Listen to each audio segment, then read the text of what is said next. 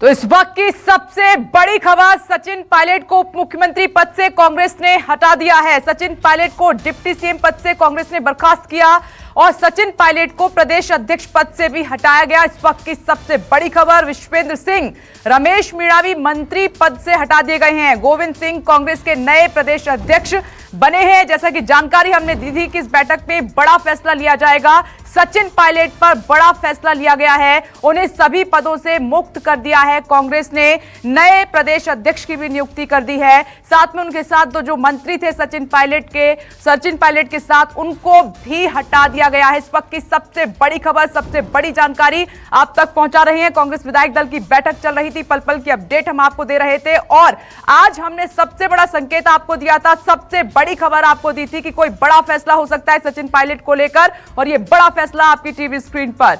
और मेरे सहयोगी केजे श्रीवास्तव जुड़ गए हैं लाइव। केजे, इसी बड़े फैसले की उम्मीद की जा रही थी कि आज बड़ा फैसला हो सकता है। सचिन पायलट को सभी पदों से मुक्त कर दिया है और कांग्रेस ने जता दिया कि सचिन पायलट कांग्रेस से हैं, कांग्रेस सचिन पायलट से नहीं है। जी बिल्कुल, देखिए सबसे बड़ी बात है कि इस तरह के कड़े फैसले की उम्मीद तो शायद किसी ने भी नहीं की थी, कांग्रेस के या खुद सचिन पायलट ने भी नहीं की थी कि उन्हें एक बार मुख्यमंत्री पद से हटा दिया जाएगा या एक बार तत्काल पीसीसी अध्यक्ष पद से हटा दिया जाएगा। उनके जो साथी सीनियर कैबिनेट के मंत्री हैं उन्हें भी हटा दिया जाएगा। देखिए बहुत बड़ी बात है, सचिन पायलट खुद पीसीसी अध्यक्ष थे, वे बगावत के नेतृत्व कर रहे थे। उनके साथ जो सेवादल कांग्रेस के अध्यक्ष थे, विधायक भी है मसूदा से राकेश पारिक, उन्हें भी हटा दिया गया। उनकी जगह नया सेवादल अध्यक्ष बना दिया गया।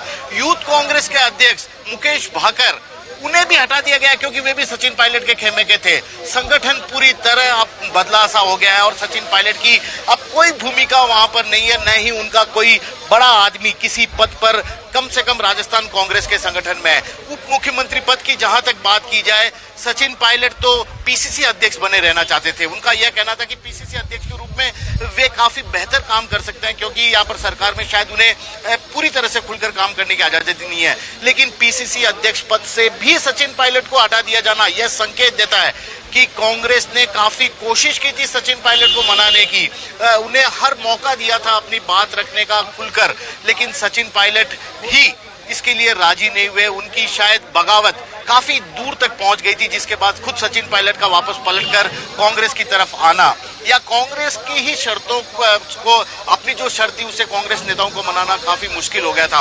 और उसी के बाद इतना बड़ा फैसला आज पार्टी ने ले लिया। जब अशोक गहलोत इस बैठक के खत्म होने के बाद तत्काल यहां से निकले तो उसी के बाद अंदाजा लगाया जा रहा था कि आज कोई ना कोई बड़ा फैसला होगा, क्योंकि विधायक दल की बैठक खत्म होती मुख्यमंत्री का इस तरह से गुपचुप तरीके से बाहर निकल जाना, राजभवन जाने का संकेत देना, ये तमाम चीजें बता रही थी कि कहीं ना कहीं कोई बड़ा फैसला लिया गया है। और ऐसा कह रहे हैं कि राज्यपाल को भी इसकी जानकारी दे दी जाएगी कि 3 बड़े मंत्रियों को, उप मुख्यमंत्री विश्वेंद्र सिंह राजस्थान के पर्यटन मंत्री हैं, उन्हें भी हटा दिया गया है।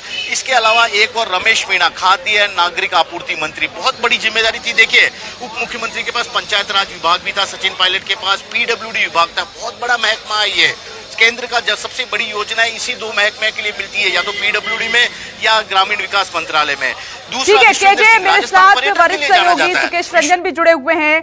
अगला सवाल उनका होगा आपसे। सुकेश, नहीं बच्चन ये बताइए, एक तरीके से कांग्रेस से छुट्टी है उनकी, ये उनको पीसीसी अध्यक्ष पद से हटाना नहीं है, ये डिप्टी सीएम के पद से हटाना नहीं है, ये दरअसल उनकी कांग्रेस से छुट्टी है। क्या कांग्रेस को ये लग रहा था कि वो बीजेपी से हॉबनॉबिंग उनकी बहुत ज्यादा बढ़ गई है, उनका अब अनटेनेबल हो गया है रहना? जिस तरीके से रात से ही कांग्रेस ने रुख दिखाया था, ऐसा लग रहा था कि वो कार्रवाई करने जा रही है, तो क्या इसको कांग्रेस से छुट्टी मानी जाए सचिन पायलट की?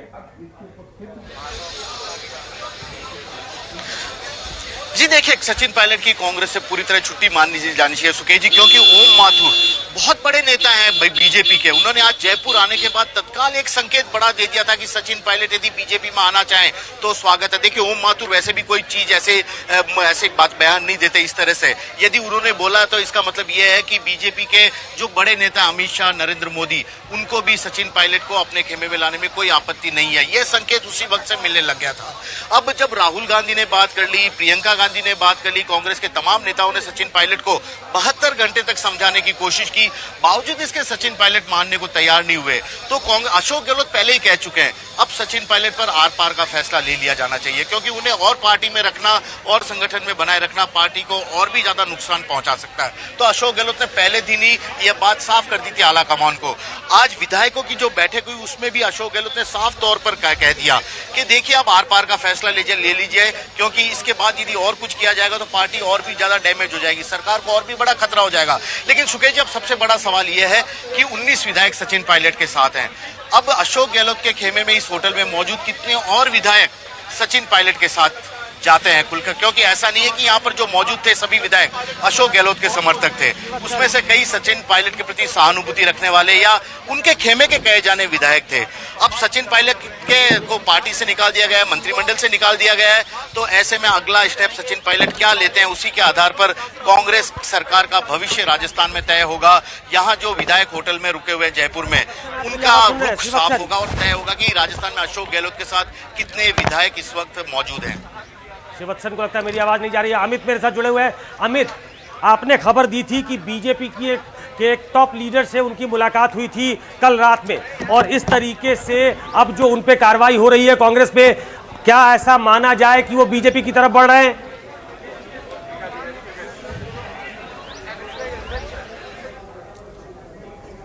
अमित सुन पा रहे हैं मुझे? देखिए कि उनके पास ऑप्शन क्या क्या है। उनके पास एक ऑप्शन ये था जो कि बार बार कहा जा रहा था कि एक तीसरे गुट के तौर पर वो एक नई पार्टी बना सकते हैं, लेकिन जो हालात है, जो राजस्थान की राजनीति है, वहां पर इससे पहले भी कई बड़े नेताओं ने कोशिश कर ली थी अपने आप को अलग साबित करने की, लेकिन वो उस तरह से अपने को प्रूव नहीं कर पाए, जनता ने भी नकार दिया। और जिस तरह से पिछले कुछ दिनों से लगातार बीजेपी नेताओं के संपर्क में रहे हैं, तमाम लोग थे, इससे पहले की टेलीफोनिक कन्वर्सेशन कई लोगों से चल रहा था उनके, और कल एक कैबिनेट मिनिस्टर का उनसे मिलना निश्चित तौर पर अब ये दिखा रहा है कि बहुत कम ऑप्शंस है, और जो भी उनके पास ऑप्शंस हैं उसको लेकर उनको आज या कल के भीतर खुलासा करना पड़ेगा। और मुझे लगता है कि एक जो खिड़की है, जो विंडो है, वो बीजेपी का ही है, जो मुझे लगता है उनकी तरफ जाता ज्यादा दिख रहा है, क्योंकि जिस तरह से पार्टी के नेता, बीजेपी के नेता लगातार कल पूरे दिन भर इस पूरे जो वहां पर घटनाक्रम की हो रही थी उस पर नजर बनाए हुए थे। एक बड़े जो शीर्ष नेता हैं उनसे वो लगातार बैठकर नजर बनाए हुए थे, और तो ऐसे में सचिन पायलट के पास अब ऑप्शंस क्या है वो बहुत महत्वपूर्ण है। तो जो फिलर आ रहा है बीजेपी की तरफ से कि पार्टी में उनके लिए दरवाजे खुले हुए हैं, वो तो उन्हें तय करना है कि वो कब ज्वाइन करेंगे, कैसे ज्वाइन करेंगे, लेकिन विंडो एक तरह से खोल दिया है बीजेपी ने। तो मुझे लगता है कि अब औपचारिकता होने वाली है कि कब और कैसे ज्वाइन कराना है। और दूसरी बात, कांग्रेस ने जिस तरह से एक्शन लिया है, इसके बाद से मुझे लगता है कि सचिन पायलट शायद अपने तरफ से नहीं चाह रहे थे कि वो इस्तीफा देके बाहर निकले। शायद सचिन पायलट भी यही चाह रहे थे, जिस तरह से 2 दिन से लगातार बयान था कि पार्टी उन पर कार्रवाई करे, तो पार्टी ने कार्रवाई कर दी है। अब मुझे लगता है कि सचिन पायलट भी उस बंधन से आजाद हो गए हैं। पिछले 2 दिनों से लगातार तमाम बड़े नेताओं का फोन उनके पास जा रहा था, जिनका फोन उन्होंने नहीं उठाया, जो काफी है ये बताने के लिए कि वो समझौते के मूड में नहीं थे, और आखिर वही हुआ। अब मुझे लगता है कि बहुत जल्द आपको लगेगा कि बीजेपी के भीतर से जिस तरह से उनके पास मैसेज गया है। श्रीवत्सन, आपको मेरी आवाज मिल रही है? श्रीवत्सन, क्या आप मुझे सुन पा रहे हैं? सुकेश, शायद श्रीवत्सन मैं आपको सुन पा रहा हूं सर। जी जी, नहीं, मैं ये पूछना चाह रहा हूँ, अगर बीजेपी से उनकी प्रॉक्सिमिटी बढ़ रही है सचिन पायलट की, तो ऐसे में कितने विधायक उनके साथ जाएंगे? मेरी जानकारी ये है कि 3 तरह की कॉम्बिनेशन बनती है। अगर वो बीजेपी में जाते हैं तो शायद उनके साथ उतने विधायक नहीं जाएंगे। अगर वो अपनी पार्टी बनाते हैं तो वो उनके साथ विधायकों का नंबर कुछ और हो सकता है। और अगर कांग्रेस में ही रहते, कांग्रेस ने अभी उनको हटाया है, पार्टी से निकाला नहीं है, अगर वो कांग्रेस में ही रहते हैं, जिसकी संभावना अब नहीं है, अब उनके लिए रास्ते बंद हो चुके हैं, तो विधायकों का नंबर कुछ और होगा। क्या मेरी जानकारी सही है? जी बिल्कुल सुकेश जी, आप ठीक कह रहे हैं, क्योंकि देखिए सचिन पायलट जिस क्षेत्र में सबसे ज्यादा दबदबा रखते हैं वे भरतपुर, दौसा, करौली का एरिया, वहां से मुस्लिम बाहुल लोगों की संख्या ज्यादा है। 4 मुस्लिम विधायक भी उनके साथ है, दानिश अबरार, सादिया, इस तरह के। उसके अलावा जो है नाम, ये 4 नाम है, तो शायद वे बीजेपी के साथ जाना पसंद नहीं करेंगे। ऐसे में सचिन के खेमे में 4 इन विधायकों की संख्या कम हो जाएगी। ये तय है कि दानिश अबरार के जो, अगर उनके परिवार को देखा जाए तो बहुत पुराने समय से वे कांग्रेस से जुड़े हुए थे, उनका परिवार, और उन्होंने दानिश अब्रार ने भी लगातार ये साफ बोला कि हाँ, मेरा परिवार पूरा कांग्रेस से जुड़ा हुआ है, हम बीजेपी में जाने की नहीं सोच सकते। हो सकता है कि वे सचिन पायलट के साथ हैं, उनके प्रति सहानुभूति रखते हैं, लेकिन बीजेपी में जाने की नहीं सोच सकते। तो एक सबसे बड़ा नुकसान ये होगा।